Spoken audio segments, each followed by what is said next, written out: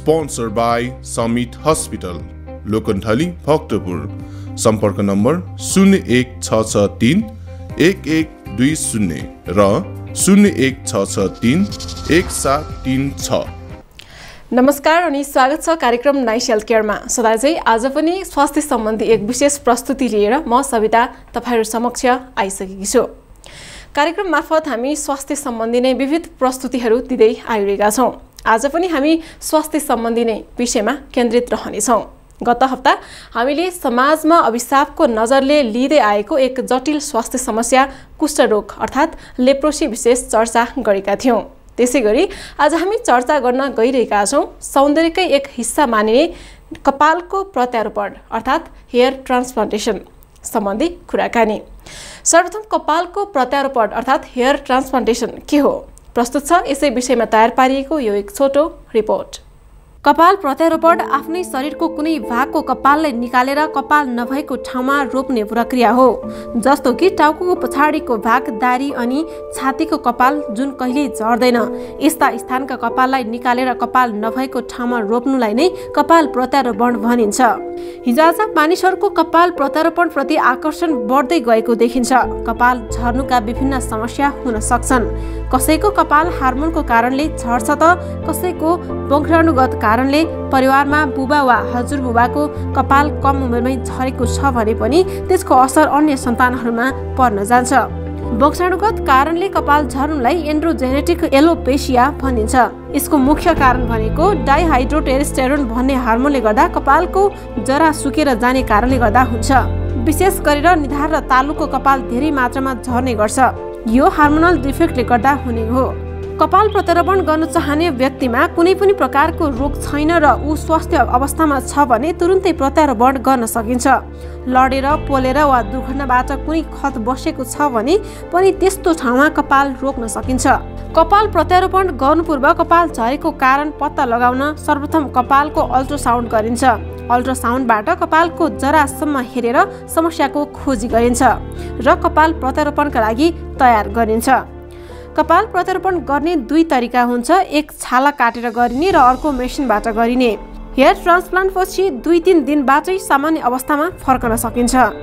त्यस्तै मेडिकल उपचारका साथसाथमा अहिले विश्वमा कपाल प्रत्यारोपण एक प्रभावकारी उपायका रूपमा अपनाउन थालिएको छ। नेपालका विभिन्न अस्पतालहरूमा पनि कपाल प्रत्यारोपण सेवा उपलब्ध हुन थालिसकेको छ। कपाल प्रत्यारोपण गर्दा आफ्नै शरीरको कहिल्यै नझर्ने कपाललाई निकालेर रोपिने भएकाले यसको कुनै साइड इफेक्ट हुँदैन। कपाल र शरीर स्वास्थ्य छ भने यो लाइफ टाइमसम्म रहन्छ।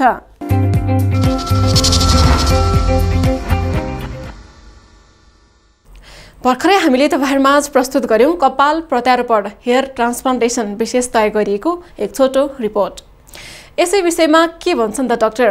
यिनै हेयर ट्रान्सप्लान्टेसन सम्बन्धमा ग्रान्डी अन्तर्राष्ट्रिय अस्पतालका consultant hair transplant surgeon doctor Vipin भट्टजनसँग कुराकानी गरेका थियौं। कपाल प्रत्यारोपण हेयर ट्रान्सप्लान्टेसन मानिसले तब गर्न खोज्दछ जब कपाल झरेर तालुपनाको अवस्था आउँछ, जब कुनै पनि औषधि उपचारले नयाँ कपाल उम्रदैन। सर्वप्रथम तालुपना कसरी हुन्छ, के कारणले गर्दा हुन्छ भनेर हामीले डाक्टरसँग सोधेका थियौं। यो तालुपना बेसिकली एन्ड्रोजिन हर्मोन्सको कारणले गर्दाखेरि हुन्छ हैन, यससँग एसोसिएटेड छ हर्मोनसँग। यो प्राय चाहिँ अलिक उमेर ढल्किँदै गएपछि चाहिँ केटा मान्छेहरूमा तालुपना बल्डनेसहरू देखिने हुन्छ। यसलाई चाहिँ हामीले मेल पटन बल्डनेस भनेर भन्छौँ। यो फिमेलहरूमा देख्यो भने चाहिँ फिमेल पटन बल्डनेस भनेर भन्छौँ। र जुन तालुपनाको कुरा छ यो हर्मोनसँग मात्रै एसोसिएटेड छैन, स्ट्रेसहरूमा हैन या कसैलाई टाउकोमा चायाहरू छ भने, खानपिन राम्रो छैन भने पनि कपालहरू झरेर तालुपना हुने त्यस्तो समस्या आउँछ। र यो तालुपना चाहिँ नि किसिम किसिमको छ, टाइप्सहरूको। अब अर्को एउटा छ एलोपेसिया भनेर छ, अटोइम्युन डिजिज भन्छौँ। त्यसमा पनि सानो कुनै ठाउँको कपालहरू जाने हुन्छ, त्यो पनि तालुपनाकै एक रूपमा आउँछ। त्यसलाई चाहिँ हामीले एलोपेसिया एरेटा भनेर भन्छौँ।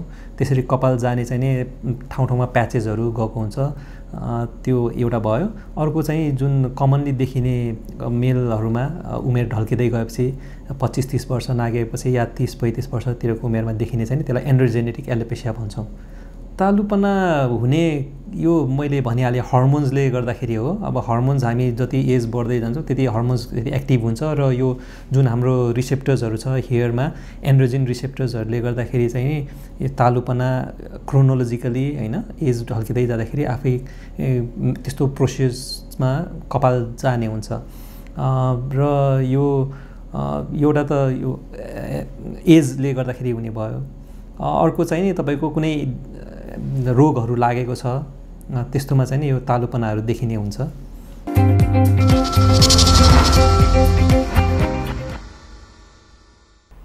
सबै कपाल झरेर तालुपना भए पश्चात जति औषधि उपचार गरे पनि कपाल उम्रदैन भने कपाल प्रत्यारोपण अर्थात् हेयर ट्रान्सप्लान्ट गर्न बाहेक अरू कुनै विकल्प रहँदैन।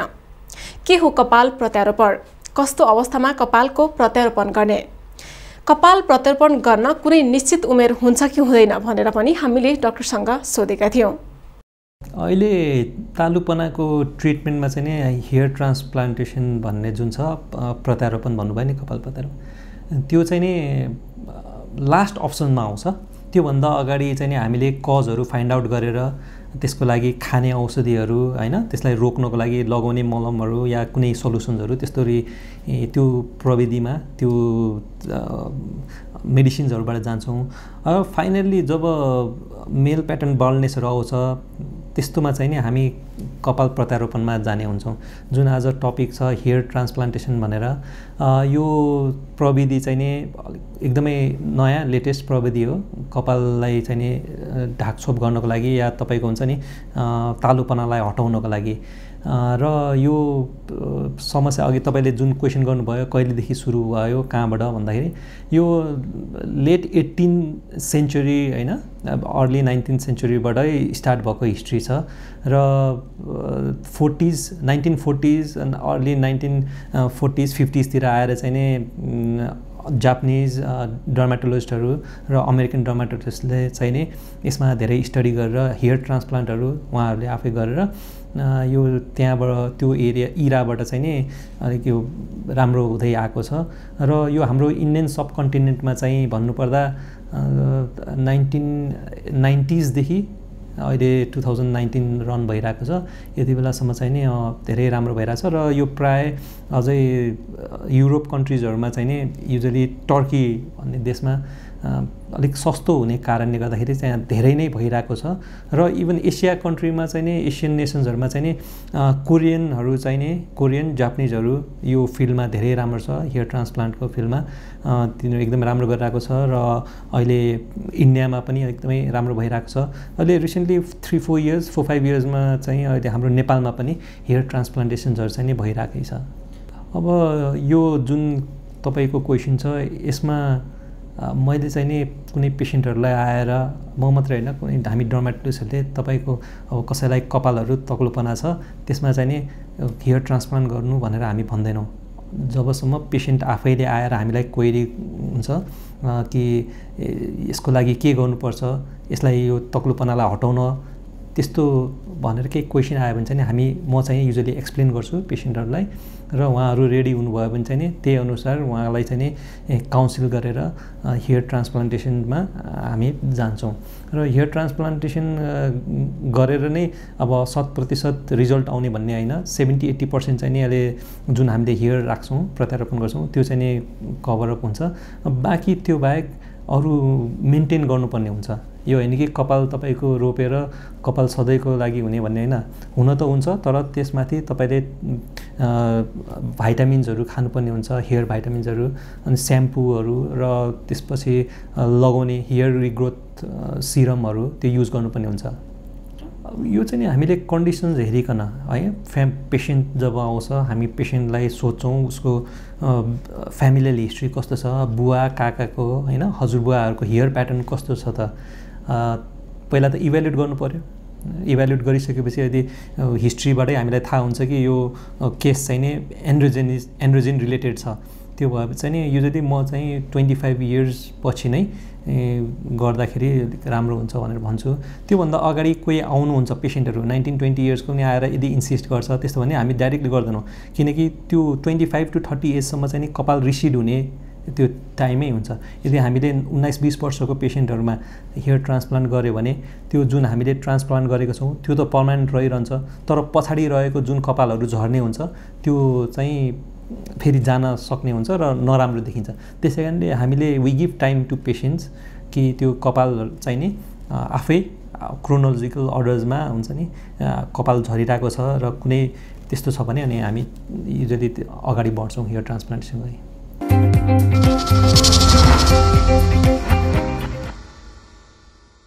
तालुपना भए पश्चात केही गर्दा पनि नयाँ कपाल नउम्रेको अवस्थामा कपाल प्रत्यारोपण गर्न सकिन्छ। यो सबै व्यवस्था नेपालमा सम्भव छ भनेर डाक्टर साहबले भन्नुभएको छ।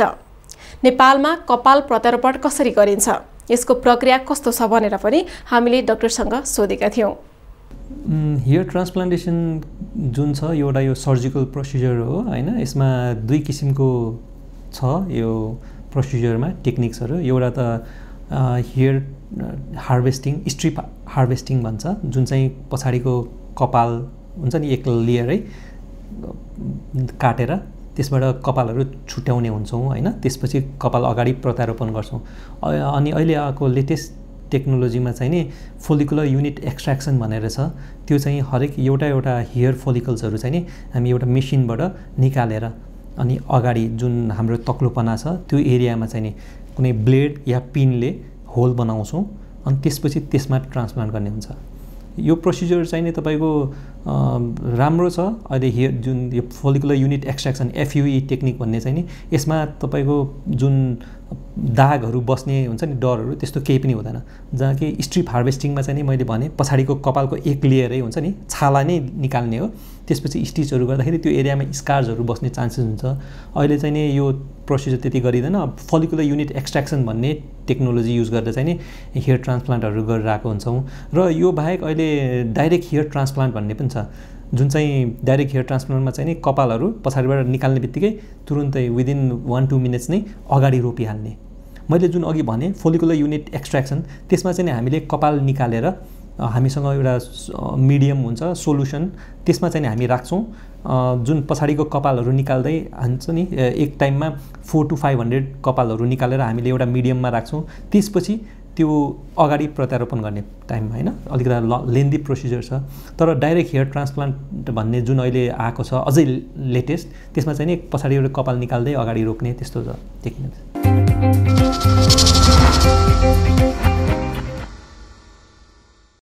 आज हामी हेयर ट्रान्सप्लान्टेसन कपालको प्रत्यारोपण विषयमा कुराकानी गरिरहेका छौँ र अहिले हामी सम्बन्धित रोग विशेषज्ञ डाक्टरसँग गरेको कुराकानी तपाईहरुमाझ प्रस्तुत गरिरहेका छौँ।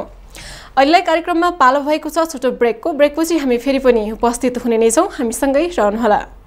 विगत 17 वर्षदेखि सञ्चालित एक विश्वसनीय हस्पिटल समिट हस्पिटल निम्न सेवाका साथमा हाम्रा सेवाहरू 24 घण्टा आकस्मिक सेवा, बहिरङ्ग सेवा।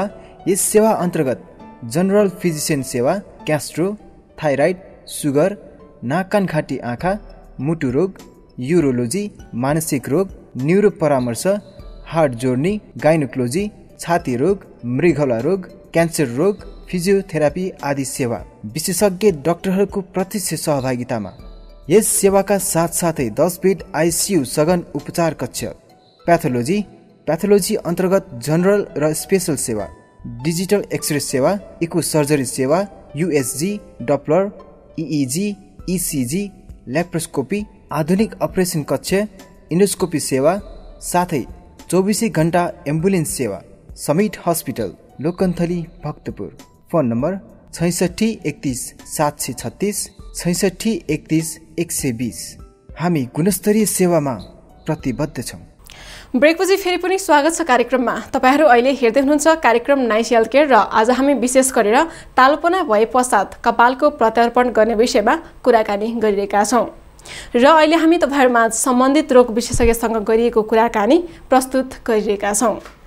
हेयर ट्रान्सप्लान्ट गरेपछि साइड इफेक्ट कतिको हुन्छ, कपाल प्रत्यारोपण गरेपछि उक्त कपाल कतिको स्थायी हुन्छ, कपाल प्रत्यारोपण गर्ने व्यक्ति स्वस्थ हुनु जरुरी छ कि छैन र कपाल प्रत्यारोपणको लागत कसरी छ भनेर हामीले डाक्टरसँग सोधेका थियौँ।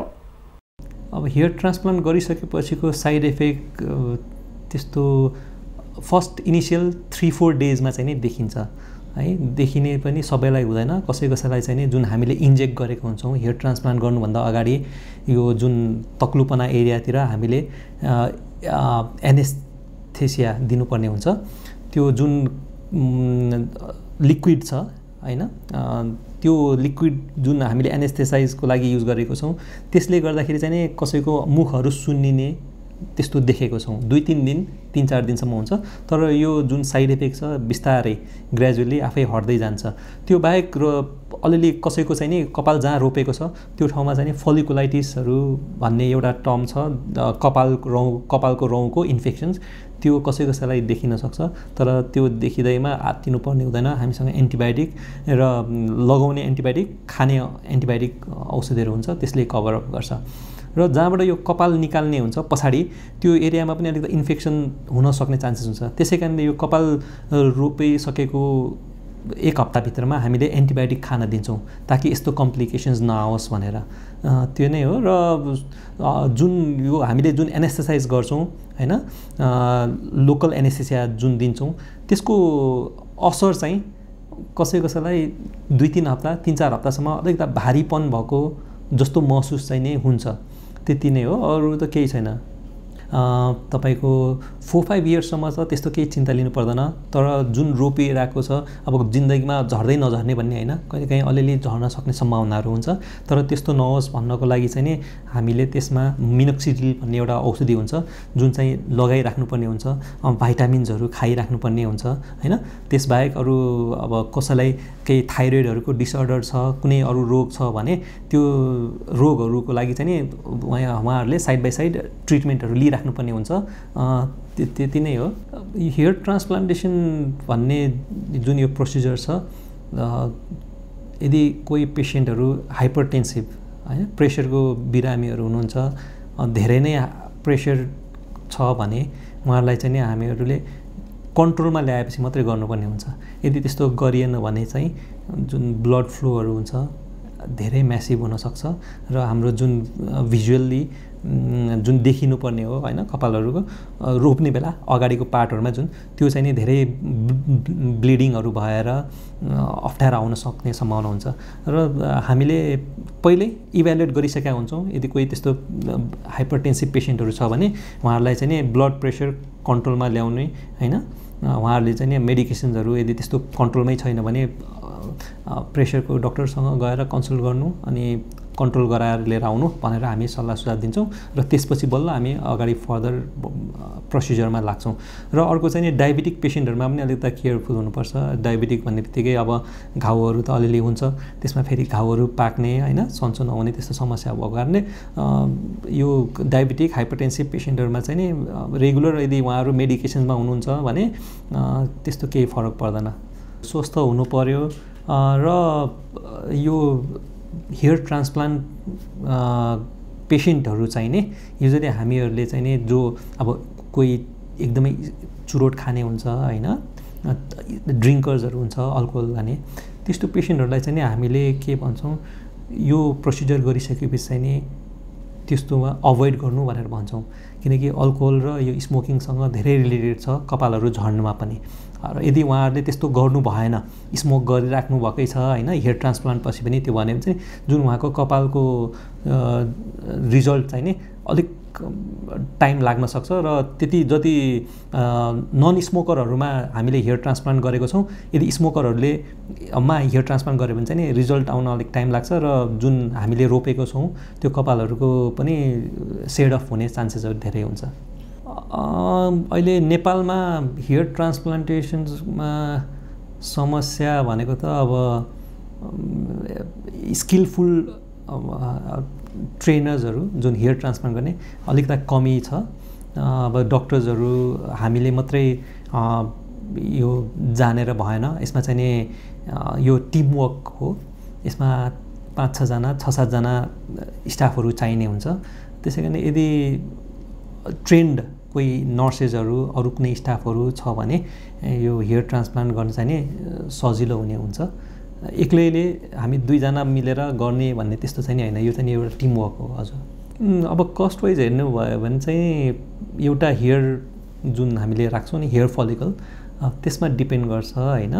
एउटा हेयर फलिकलको अहिले काठमाडौँमा जुन नेपालमै भनौँ बुझ्दाखेरि चाहिँ नि 50 रुपैयाँदेखि लिएर तपाईँको 110 120 रुपैयाँसम्म अहिले गरिरहेको छ हेयर ट्रान्सप्लान्ट सेन्टरहरूमा। र तपाईँको हामीले इभ्यालुएट गर्छौँ पहिला कति तक्लोपना छ कति हेयर चाहिन्छ त्यो अनुसार नै हामीहरूले पेसेन्टहरूलाई चाहिँ नि कस्ट भन्छौँ।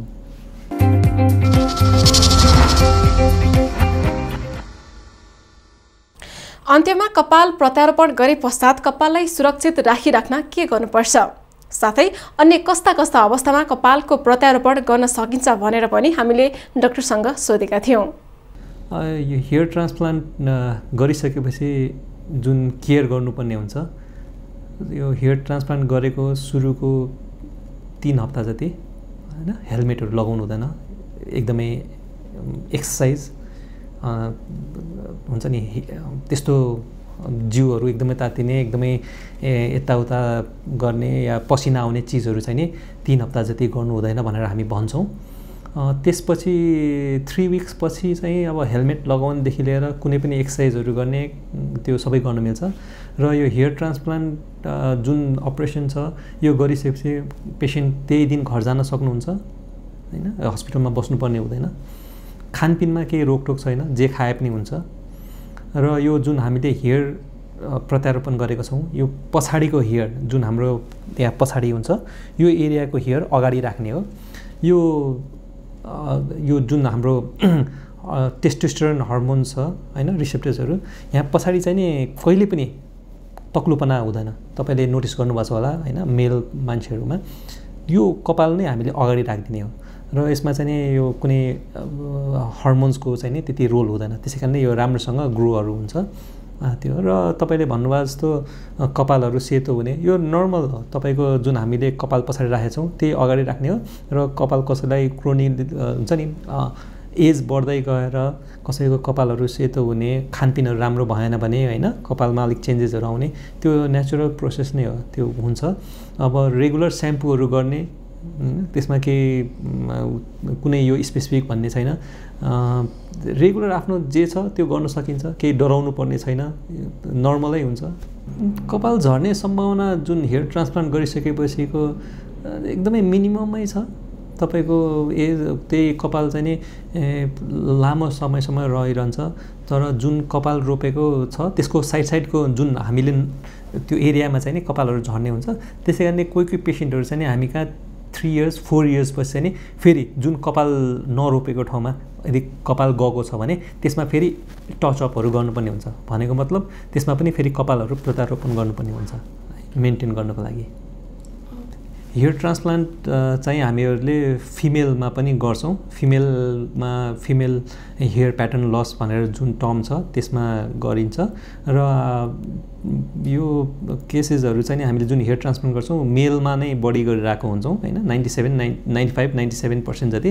2-3% कोही फिमेलहरूको चाहिँ नि अब त्यस्तै कपालहरू छैन अगाडिको पोर्सनमा भने त्यसमा चाहिँ नि हामीहरूले गर्छौँ। र यो हेयर ट्रान्सप्लान्टेसन कपालको लागि मात्रै हैन, टाउको कपालमा मात्रै हैन, यो चाहिँ नि आइब्रोजहरूदेखि लिएर अब हैन कसैको दाढीहरू जुङ्गाहरू आएको छैन भने पनि त्यसमा पनि हेयर ट्रान्सप्लान्ट गर्न सकिन्छ।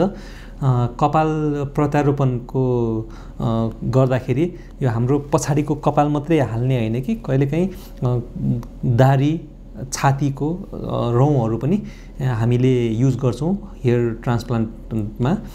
यो हेयर ट्रान्सप्लान्ट चाहिँ हामीहरूले यो जुन वंशानुगतमा कपाल झरेको छ हैन एन्ड्रोजेनेटिक एलोपेसिया यसमा मात्रै गर्ने होइन कि कसैको कुनै कारणले तक्लु भएको छ जस्तो भनौँ कसैको आगो लागेर या आग लागि भएर जलेको छ, कोही एक्सिडेन्टमा परेर कपाल उडेको छ, त्यस्तो केसेसमा यो जुन हेयर ट्रान्सप्लान्टेसन गर्ने छ हैन एकदमै राम्रो रिजल्ट छ।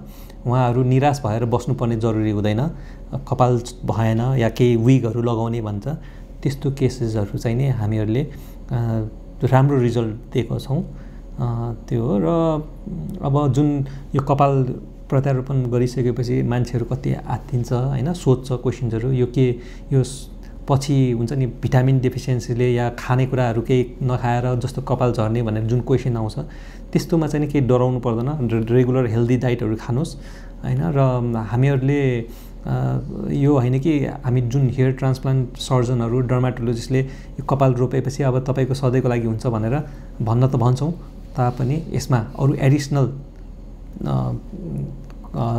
हेरचाहहरू तपाईँहरूले आफै गर्नुपर्ने हुन्छ। जस्तो यसमा हेयर ग्रो गर्ने स्याम्पूहरू हुन्छ, हेयर ग्रो गर्ने सोल्युसन्सहरू अप्लाई गर्नुपर्ने हुन्छ, भाइटामिन्सहरू दिन्छौँ।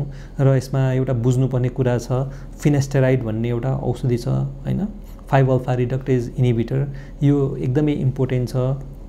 यो औषधि पनि हामीहरू साइड बाई साइड खानु भनेर भन्छौँ, ताकि जुन कपाल रोपेको छ त्यसलाई चाहिँ अझै फर्दर राम्रोसँग ग्रो होस् भनेर। यो हेयर ट्रान्सप्लान्ट भनेको चाहिँ जस्तो हामीहरूले खेतमा धान रोप्छौँ त्यस्तै टाइपको। जब हामीले त्यो धानको रोप्छौँ बिउहरू त्यतिकै त छोड्दैनौँ, हामीले त्यसमा मलजल गर्नुपर्ने हुन्छ। सेम त्यस्तै प्रकारको यो हेयर ट्रान्सप्लान्ट भन्ने पनि, हेयर ट्रान्सप्लान्ट गरेर यत्तिकै कपाल उम्रिन्छ त्यस्तो भन्ने चाहिँ होइन। उम्रिनु त उम्रिन्छ, त्यही पनि त्यसलाई अझै राम्रोसँग कपाल ग्रो गर्नको लागि चाहिँ स्याम्पू, खाने औषधिहरू, भाइटामिन, आइरन चकी या कुनै हुन्छ नि फिनेस्टेराइडहरू जस्तो औषधिहरू चाहिँ नि हामी डक्टर्सहरूले दिन्छौँ, ताकि यो लामो समयसम्म रहोस् भनेर।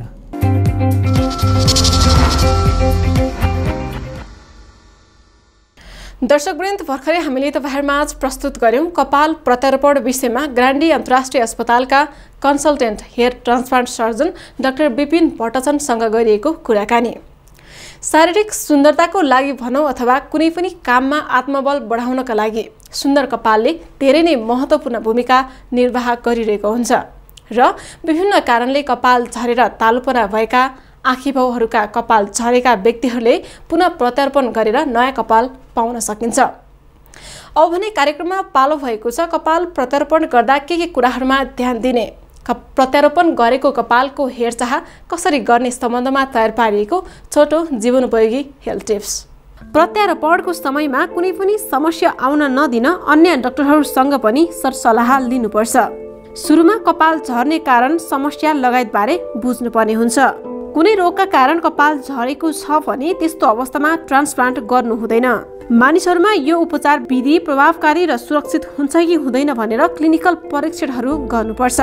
प्रत्यारोपण नगरी कपाल आउने अवस्था छैन भने मात्रै कपालको प्रत्यारोपण गर्नुपर्छ।